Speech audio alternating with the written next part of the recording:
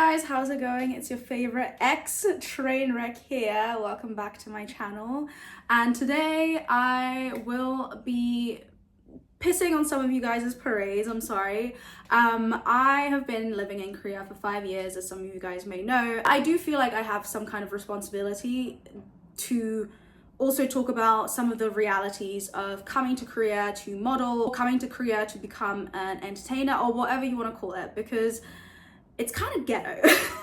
So I just want people to be aware of some of the more harsher realities, because I do feel like, especially me and other people as well, like if you type in how to become a model in Korea, like you're seeing a highlight reel, you're seeing the good parts, and you might not be seeing or hearing about the negative aspects of this type of or line of work. And with Korea and Korean media becoming more and more popular every day, I feel like it's even more important to talk about the downsides of coming here and wanting to work in general as a foreigner, and then working in the entertainment industry is like on another level entirely. So let me get started. Number one, why I don't think people should come to Korea to become an influencer, model, whoever, is because of the money.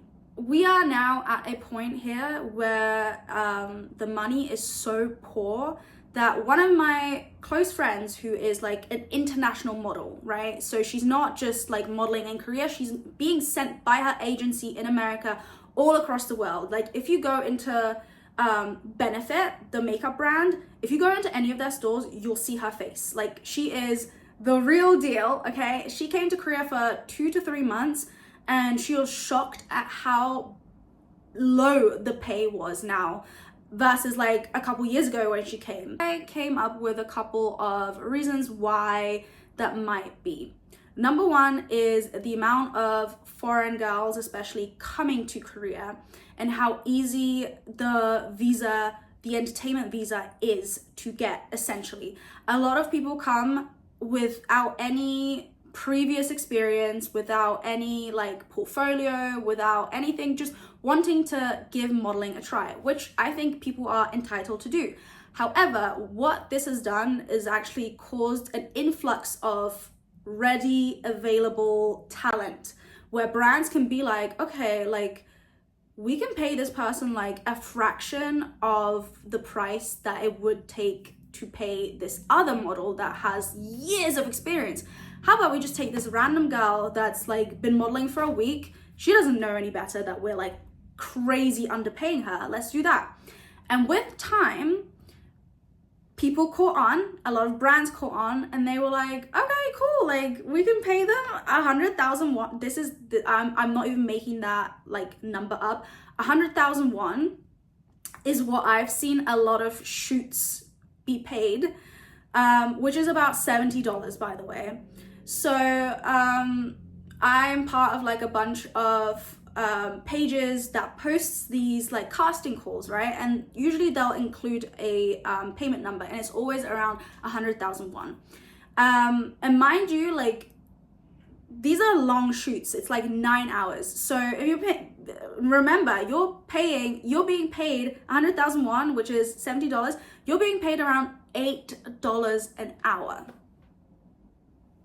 to model. Like, I'm sorry, like, you know what I mean? And this never used to be a thing like years ago.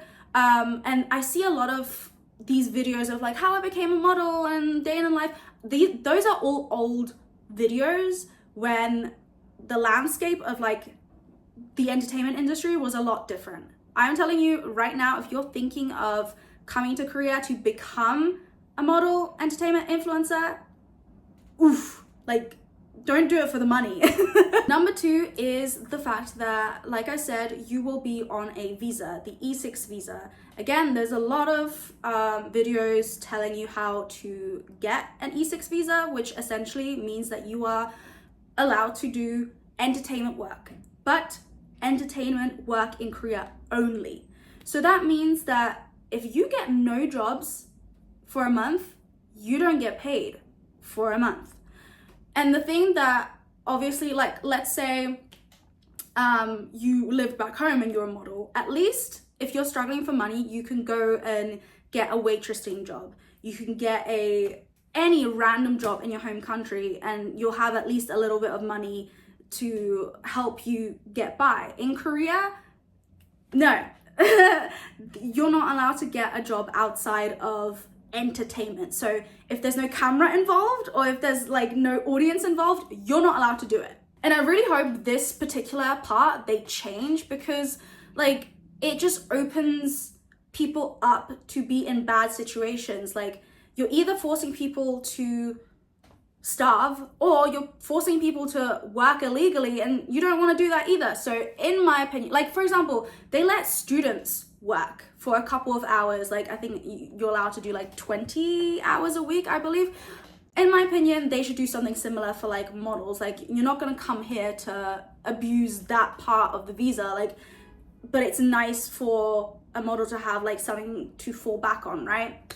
And the other part of the whole visa situation is the fact that you are very dependent on your company. So none of what you earn can go straight into your bank account. It has to go to your company's bank account, because tax implication, all that fun stuff.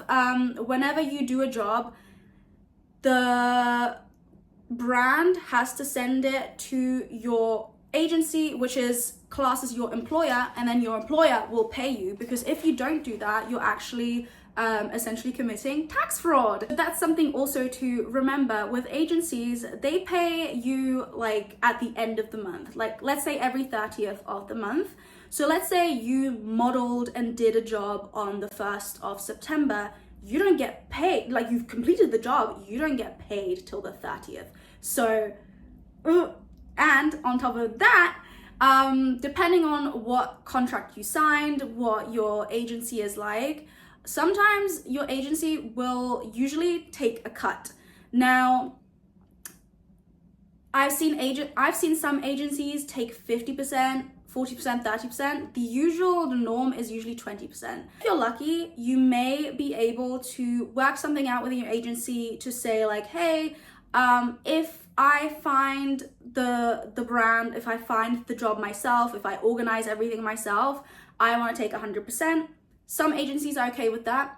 And then when the agency like brings you a client and you model for them, then they'll take 20% for their work that they did for you. However, I would say like most agencies do not care about being fair, and they will just be like, no, like we want 20% of all of your money. So let's just say, and you know, I've seen people in those situations where they sign with an agency, they do nothing for you, they don't help you with anything, they don't organize anything. So you yourself go out, you start emailing brands, you start meeting people in marketing, you secure collaborations, you secure shoots, you do the shoot, you did all of the legwork, you did all of the work in fact, and your agency takes 20%. And remember, you can't keep that money from them. So your work, your payment gets sent to them, they take their cut, and then you get your money. Again,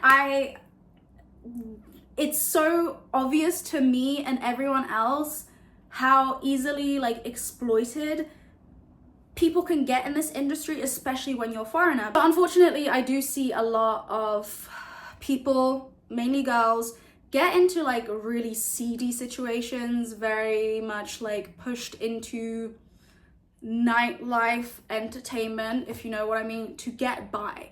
And it's sad. Another thing that is worth talking about is the fact that if you want to leave your agency, you better hope that they let you.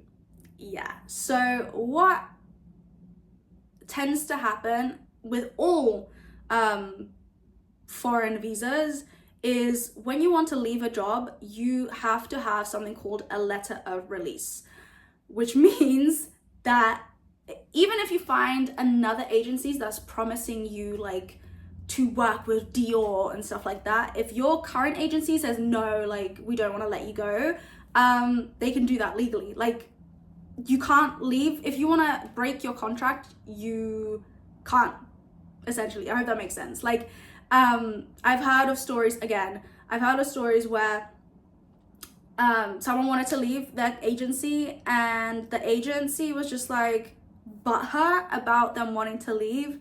So they were just like, no, you're gonna wait out your contract, which is like 9 months. Meanwhile, the agency was doing nothing for their like career. They weren't helping them get jobs. They weren't like doing anything for them but taking 20% of a cut that they didn't deserve. On top of that, there's actually agencies that will make you pay them monthly to be part of their agency, which by the way is illegal, but kind of widespread, I will say, because they know how difficult it is to get a visa, and they know how much people want to have a visa here in Korea when it comes to being in the entertainment industry. Yeah, I don't want to be a hypocrite and be like, don't do it, but then I'm doing it. But I want people to be very, very aware, because I found all of this out with trial and error, literally being signed to a pretty shady company at one point, seeing my friends be in terrible situations, and I don't see anyone talking about this.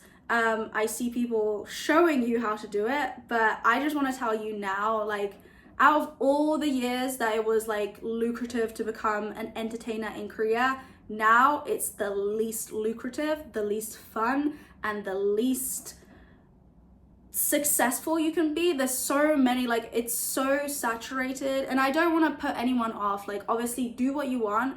If you are someone who has previous experience, who has a portfolio, who has a social media following, then by all means you'll probably be fine.